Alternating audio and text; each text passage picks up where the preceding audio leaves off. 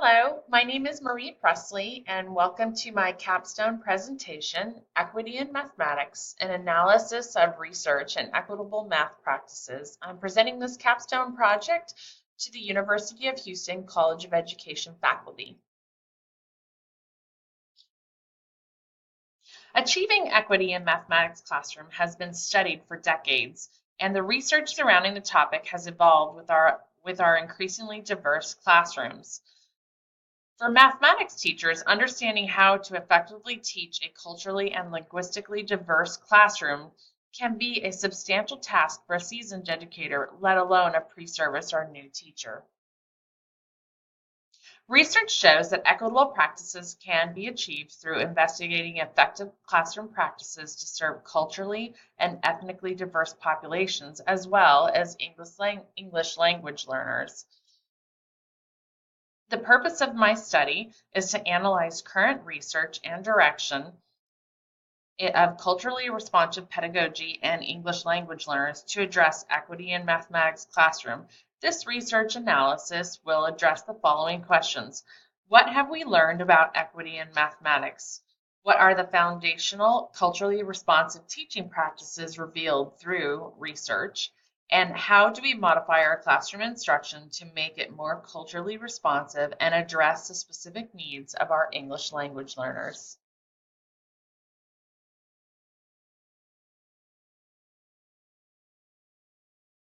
Classrooms in the United States are increasingly more ethnically, culturally, and linguistically diverse. From 2001 to 2011, the number of public school students that consisted of ethnic and cultural minorities increased from 40% to 48% and is projected to go to 55% by around the year 2023.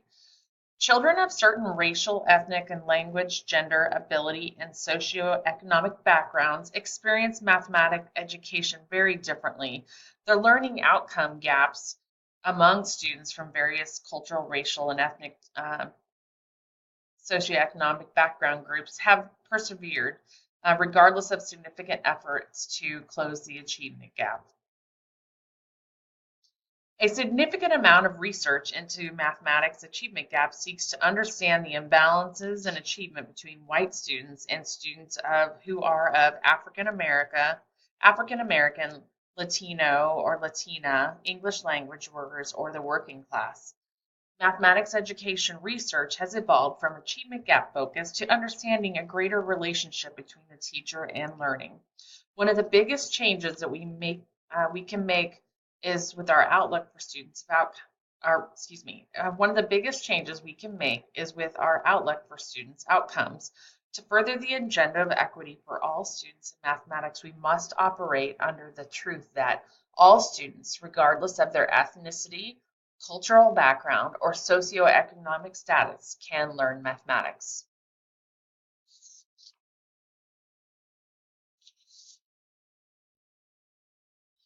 In many cases, equity in mathematics is always, it can be looked at as an addendum or it's tokenized in the education process. Much of the time, adding a last-minute equity amendment to a document or sending an equity expert to a meeting is merely putting equity as a peripheral afterthought instead of putting the issue of equity central to our profession. The prevailing assumption that having an equity specialist on an educational panel or department meeting means that equity is being addressed or attended to. This approach put equity as an addendum or an addition to the process instead of taking equity and looking at it from a holistic approach. For equity to properly address in the mathematics classroom, we need to link math and equity together and not look at them as separate entities. Today, there is ample evidence that equity continues to be an afterthought in mathematics education research. The direction of mathematics education research has shifted from focusing on the achievement gaps to understanding the social nature of learning. Mathematics is a social and a learning process. Learning as participation of belonging, student education is enabled by language and culture, and we need to look at our students in the light of asset-based teaching with a central focus on the student's funds of knowledge, not looking at the child's diversity as a deficit, but truly recognizing that every child brings an asset to the mathematics classroom. And lastly, research has revealed that relationship and trust between the student and teacher is foundational in a culturally responsive classroom. If you look at the diagram, this diagram was presented by Emily Bonner in 2014. She shows that relationship and trust enables the fluidity of knowledge and communication. If you look at the diagram, relationship and trust is the central focal point, and by the sharing of power between students and the teacher, it enables the communication and knowledge to pass fluidly through the classroom. Successful teachers pay close attention to their relationships and trust among their students. Additionally, successful teachers pay close attention to the communications with their English language learners. Our classrooms are growing increasingly diverse, so does the number of our English language learners. Many classrooms have Spanish English language learners, but a significant number of classrooms have multiple language. This can be very challenging for our mathematics teachers. Research suggests that making some deliberate changes to our mathematics instructions can greatly increase the mathematical outcome for our English language learners. First, we must connect the mathematics with the student's life experience and existing knowledge. We must no longer look at our ELLs as our English language learners as a blank slate. We need to fill them with knowledge, but we must tap into their existing knowledge and make connections with what they have already learned in the past. Number two, we must create classroom environments that are rich in language and mathematic content. Many of the students that speak one of the Latin-based language, such as Spanish, French, or Portuguese, these languages share many commonalities and many similarities in key mathematical terms. Word walls and cognate charts are vital to connect the student's native language with the English and math. The third point that is emphasized is emphasize the multiple meanings of words and allow for communication with gestures, drawings, or using the student's first language. Many mathematical words can be confusing, so it's very important that the students be able to understand mathematics through other means. Number four, use visual supports with concrete objects such as videos, illustrations, drawings, gestures, manipulatives, whatever you need to do to link the student to a concrete visual will be helpful for these students. Connect language with mathematical representation. This could be as simple as having your students write out an explanation of their word problem, or having the students come up with a word problem on their own. Number six, have essential ideas and key terms visible in the classroom without erasing so the students can revert to them during the lesson. This can also be as simple as creating a word wall or having visuals available to the student during the lesson so they can refer to them. And then discuss examples of the student's mathematical writing and provide opportunities for the students to revise their thinking.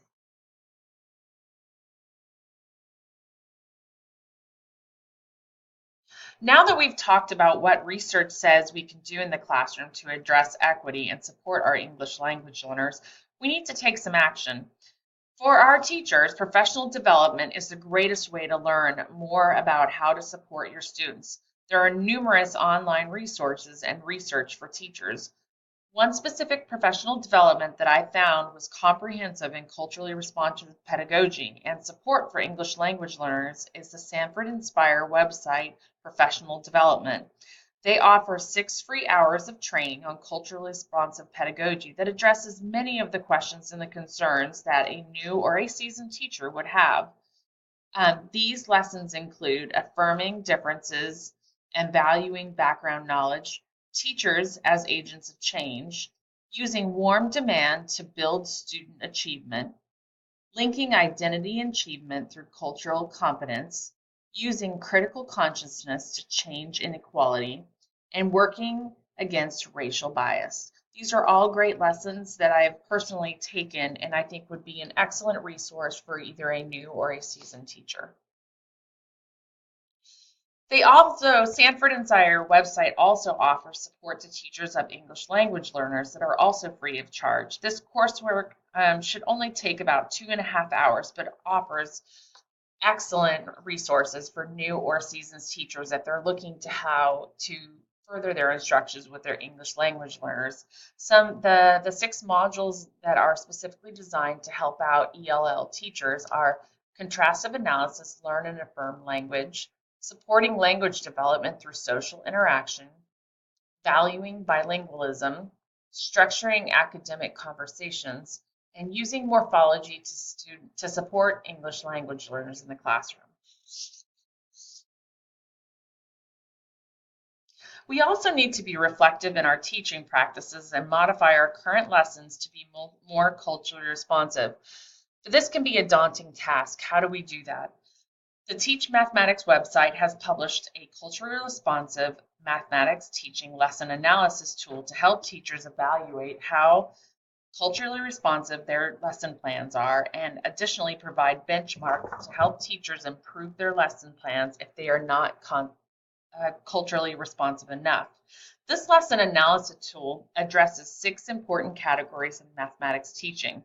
It addresses cognitive demand, depth of knowledge and student understanding, mathematical discourse, power and participation, and that's discussing the power of participation between the students and teachers, academic language and support for their English language learners, and culture and community-based funds of knowledge.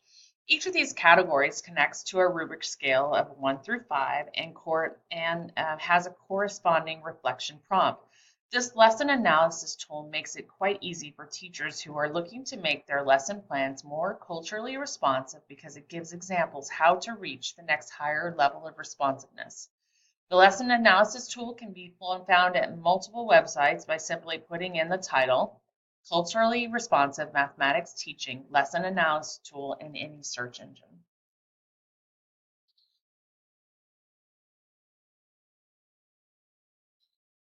So what have we talked about? We've talked about children have different backgrounds. They experience mathematics differently. Cultures and racial experience mathematics at a different level. We as math teachers must recognize this fact and work to support our students so that equity is achieved in our classroom. We must operate on the fundamental assumption that all children can learn. Equity must be at the center of all mathematics education research. The transfer of mathematical knowledge is, of course, in social nature, and we must value what the student brings to the table. As mathematics teachers, we must look at what each student brings to the mathematics classroom as an asset and not a deficit. Relationship and trust in between the teacher and the student is imperative for a classroom to be culturally responsive. We must communicate thoughtfully with our English language learners through research practices that have been proven to be effective. We must arm ourselves with knowledge and be reflective about our practices. This means we need to learn and implement culturally responsive mathematic practices and be able to reflect on those lessons to determine their cultural responsiveness. Culturally responsive professional development, such as the Sanford-inspired web-based professional development, is an excellent place to start. And the culturally responsive mathematics teaching lesson analysis tool is a comprehensive tool to improve your current lesson plans. And finally, we must support and reinforce our students' cultural identity in the mathematics classroom through including the student's culture in the classroom and in the assignments. I want to say thank you so much for reviewing and hanging in there with me with my Capstone project. I truly hope that you learned something new and this research will advance the equity agenda.